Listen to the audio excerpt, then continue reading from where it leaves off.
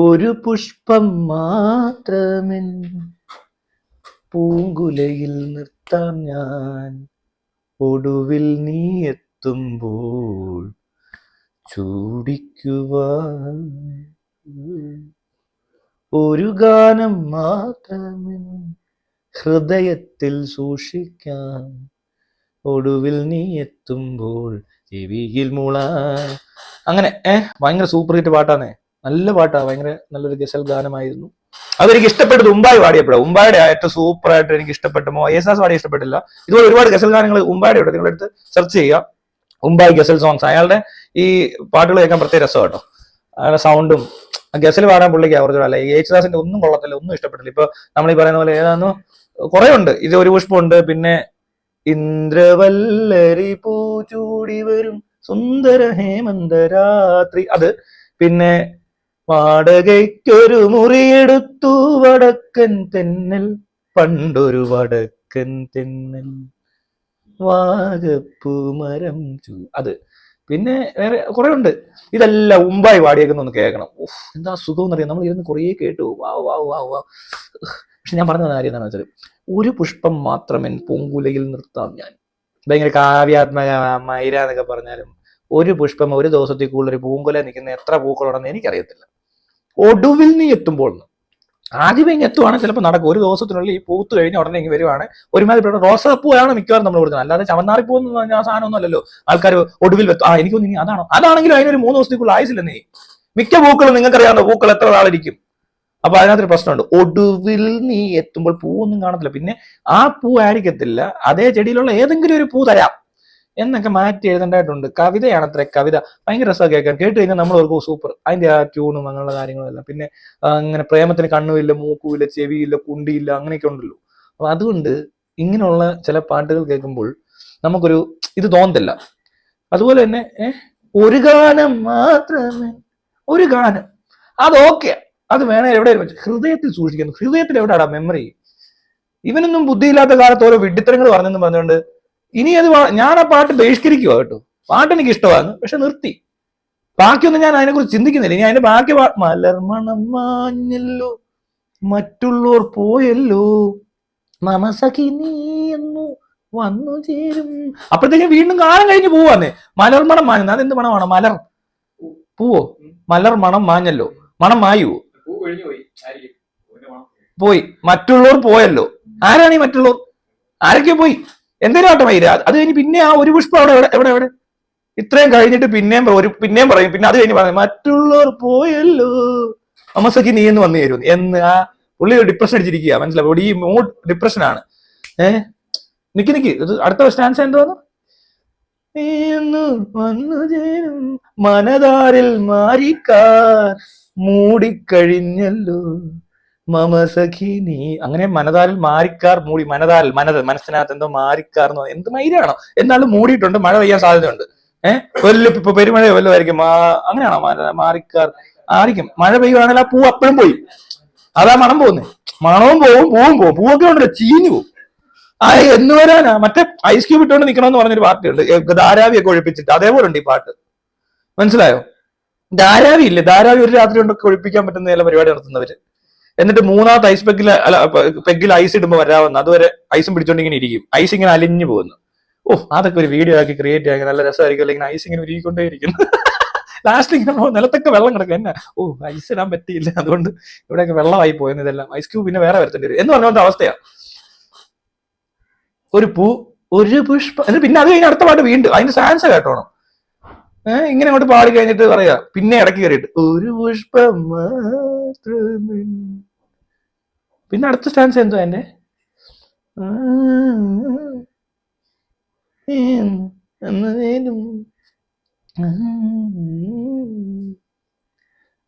അയ്യോ, എനിക്ക് ആ പാട്ടൊക്കെ അറിയാവുന്നത് പണ്ട്. ഞാൻ ഇതേപോലത്തെ മൂഡിലുണ്ടാകും, എനിക്ക് ചെറിയ മൂഡുണ്ടാകും ഇങ്ങനത്തെ. അതിന്റെ ലിറിക്സ് ഒന്നും എടുത്ത് നോക്കട്ടെ. ഇത് നമ്മൾ വിശദമായി അന്വേഷിക്കേണ്ടതായിട്ടുണ്ടെന്ന് തോന്നുന്നു, എന്നാലേ കാര്യങ്ങളിലേക്ക് എത്താൻ പറ്റത്തുള്ളൂ, മനസ്സിലായല്ലേ?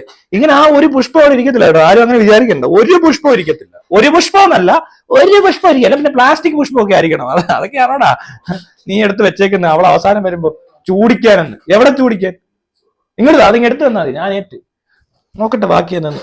ഒരു മുറി മാത്രം തുറക്കാതെ വെക്കാം ഞാൻ അതികൂടം എന്നോടെ ആരാമത്തിൽ സ്വപ്നങ്ങൾ കണ്ടു. പിന്നെ ഉണ്ട് സ്വപ്നങ്ങൾ കണ്ടു നിനക്കുറങ്ങിടുവാൻ പുഷ്പത്തിൻ തൽപ്പമങ്ങ് ഞാൻ വിരിക്കാം. ഹലോ മിസ്റ്റർ, നിങ്ങളേക്കോട് വരികയാണെങ്കിൽ ഞാനൊരു പുഷ്പത്തിന്റെ തൽപ്പം കൊണ്ട് വിരിക്കാം. ഇത് കുഴപ്പമില്ല. ഒരു മുറിയൊക്കെ തുറക്കാതെ വെക്കാന്ന് പറഞ്ഞാൽ വലിയ പാടുള്ള കാര്യമൊന്നുമില്ല. അത് ഏതിന് വർക്ക് ഏരിയ വല്ല അടച്ചിട്ടിട്ട് എന്താ പൊടി പിടിക്കും. അല്ല, അത് വരുമ്പോൾ നമ്മൾ വൃത്തിയാക്കിയാൽ ഡീപ് ക്ലീൻ ചെയ്താൽ മതി. വന്നു കഴിയുമ്പോൾ ഡീപ് ക്ലീനിങ് ഒക്കെ നടക്കും. ഒരുപാട് ഡീപ് ക്ലീൻ ചെയ്യേണ്ടി വരും. അത്രേ ഉള്ളൂ. ഒരു മുറി മാത്രം, അത് ഓക്കെ കേട്ടോ. അതിഗൂഢം എന്നോട് ആരാമത്തിൽ അത്രയ്ക്ക് വലിയ ഗൂഢതയൊന്നുമില്ല. എന്ത് ഗൂഢം? ഒരു മുറി അടച്ചിരുന്ന് അതിനാണ് അതിഗൂഢം എന്നോട്. ഒരു മുറി അടച്ചിട്ടിട്ട് അവസാനം അവക്ക് സ്വപ്നങ്ങൾ കണ്ടുറങ്ങുമെന്ന്. സ്വപ്നങ്ങളൊക്കെ അങ്ങനെ എപ്പോഴും കാണാം. പാട്ടുകള് സ്വപ്നം കാണുന്ന ഒരു പ്രശ്നമാണ്. അധികം സ്വപ്നം കാണരുത്. ഒരുപാട് സ്വപ്നങ്ങൾ കാണുന്നുണ്ടെന്ന് തോന്നിയ സൈക്കാട്രിക് ട്രീറ്റ്മെന്റ് നിർബന്ധമാണ്. അപ്പോഴാ പുഷ്പത്തിൻ തൽപ്പം അങ്ങ് ഞാൻ വിരിക്കാന്ന്. പിന്നെ അത് കഴിഞ്ഞിട്ടുണ്ട് ഒരു പുഷ്പം മാത്രം ഇടയ്ക്ക് ഓർമ്മിപ്പിക്കും. ഇതുപോലെ ലോജിക് ഇല്ലാത്തവന്മാര്. മലർമണം, അത് അടുത്ത സ്റ്റാൻസ് ആണോ? അതിന് മുന്നേ ഇതാണല്ലേ ഒരു മുറി മാത്രം ഒരു ഗാനം. ഒരു പുഷ്പം ഒരു ഗാനം മാത്രമേ ഹൃദയത്തിൽ. ഇത്രേ ഉള്ളൂ. ഇത് ചെറിയ പാട്ടാ, സംഭവമാ, ഭയങ്കര സംഭവമാണ് കേട്ടോ. ഈ പാട്ട് കേട്ടാൽ ഭയങ്കര സംഭവമാണ്. ഇതുപോലെ ഒത്തിരി സംഭവങ്ങൾ ഈ കേരളത്തിലുണ്ട്.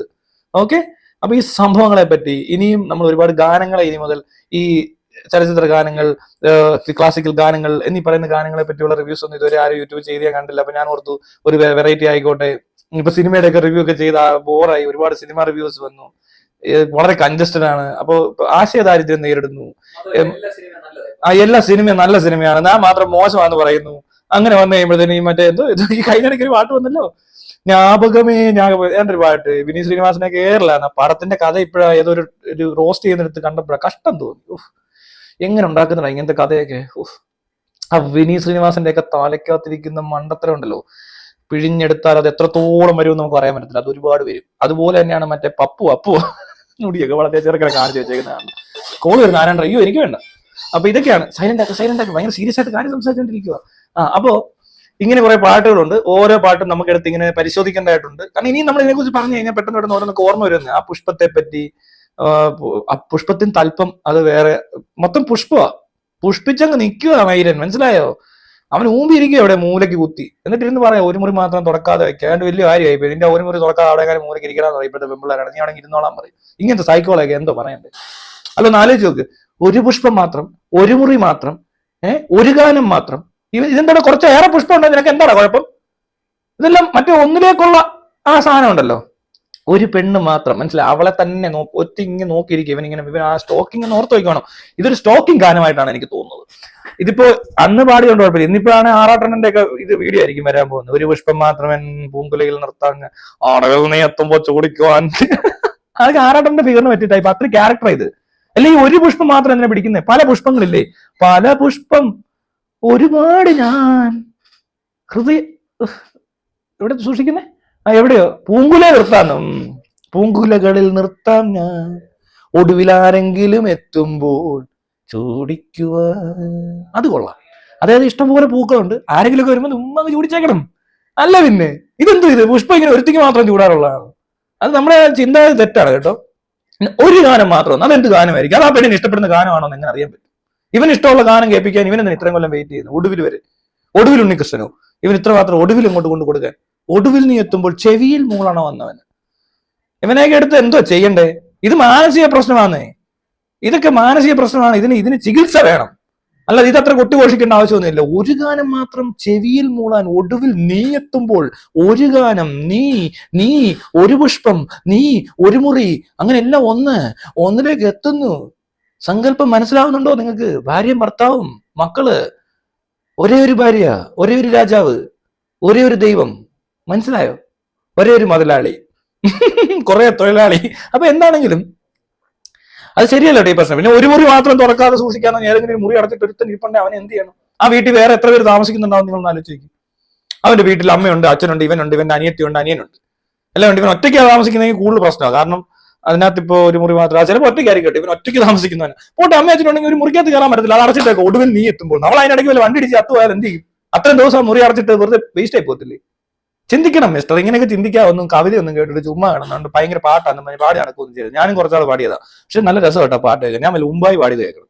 മുമ്പായിട്ട് പാട്ട് കേൾക്കാൻ നല്ല രസം കേട്ടോ, പാട്ട് നല്ല രസമായിട്ട് കേൾക്കും. ഒരു പുഷ്പം മാത്രമേ പൂങ്കുലയിൽ നിർത്താം ഞാൻ. ഇതുപോലത്തെ സാധനം എടുത്തു കഴിഞ്ഞാൽ ഗുണം എന്നാ വെച്ചാൽ ഇപ്പൊ കണ്ടന്റ് ക്രിയേറ്റേഴ്സ്, ഇപ്പൊ പാട്ടുകാരൊക്കെ വരും. ഇപ്പൊ ഈ നമ്മളൊക്കെ പണ്ട് തുടങ്ങിയ കാര്യങ്ങൾ ഇപ്പൊ പിള്ളേരൊക്കെ ചെയ്തോണ്ടിരിക്കുന്നത് എല്ലാവർക്കും അറിയായിരിക്കുമല്ലോ അല്ലേ. അപ്പൊ ഇനിയിപ്പോ പാട്ട് പാടി അതിനെ ഇങ്ങനെയൊക്കെ പറയുന്ന കുറെ എണ്ണം വരും. അപ്പോ അതിന്റെ സംഭവം തുടങ്ങിയിട്ടേ ഉള്ളൂ. നമുക്ക് നോക്കാം എത്ര പേര് വരുമെന്ന്. ഇതുപോലെ പാട്ടുകളെ വിലയിരുത്താൻ, ലിറിക്സ് അല്ലെങ്കിൽ മ്യൂസിക്കിനെ പറ്റി. ഇനി മ്യൂസിക് ഉണ്ട്, ഇമാരെടുത്ത കുണുകുണുണ്ടല്ലോ, മറ്റേ പിന്നെ കിണികിണി പിന്നെ ഡുണ്ടുണ്ടു ഇതിനിട്ടും കൊടുക്കുന്നുണ്ട്. ഇതും അറിയാത്തല്ല, അത് എവിടെ കയറ്റി ആവശ്യമില്ലാത്തടത്ത് എന്തെങ്കിലും കയറ്റിയെന്ന് ചോദിച്ചാൽ ഞാൻ പറയാം ഒരു പാട്ട്. സുഖമോ ദേവി സുഖമോ ദേവി സുഖമോ സുഖമോ സുഖമോ.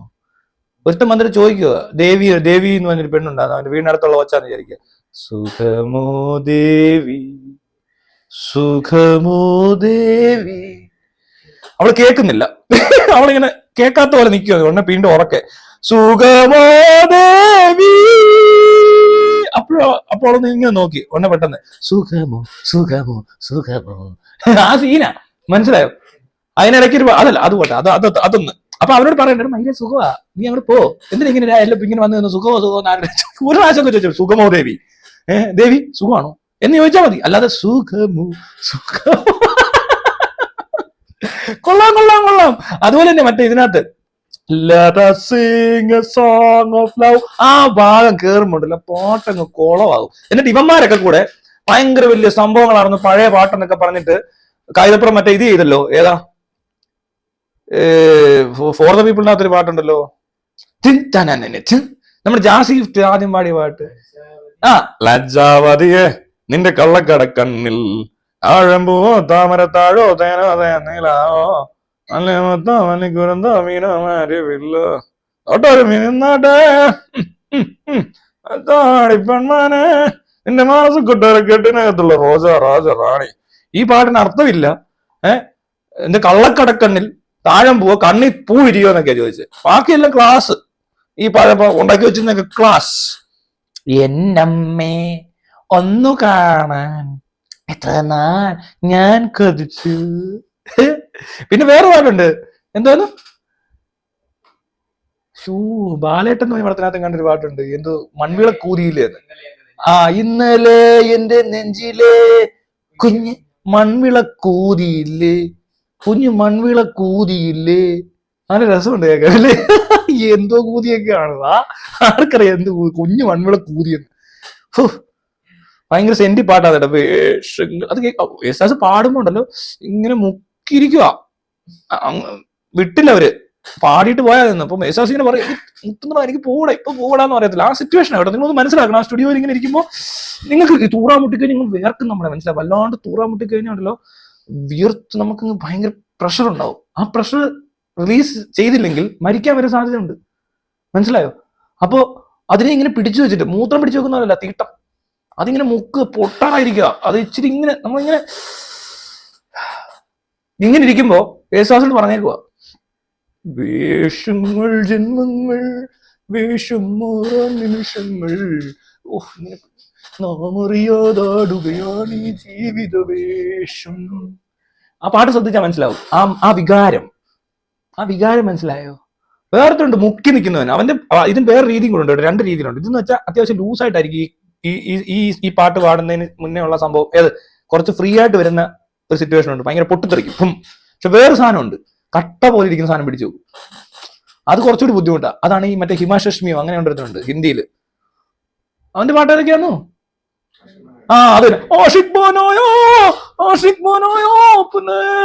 അത് ഇതുപോലെ മുക്കിയ പിടിച്ചേക്കുന്നത്, ഒരു രക്ഷയില്ല, പിടിച്ചു നിർത്തിയേക്കോ പിടിച്ച്. അതെല്ലാ പാട്ടും പുള്ളി രാവിലെ പാടത്തുള്ളൂ, പിടിച്ചു നിർത്തി പാടിയാലൊരു സുഖമുള്ളതെന്നാ പറയുന്നത്. ഇനി അഥവാ അതിനകത്തൊന്നും ഇങ്ങോട്ടൊന്നും വരുന്നില്ല, തിരിച്ചു വല്ലതും തള്ളി കയറ്റുമായിരിക്കും അല്ലെ, ഈ പാട്ടിന്റെ ആ ഒരു വികാരം വരാൻ വേണ്ടിയിട്ട്.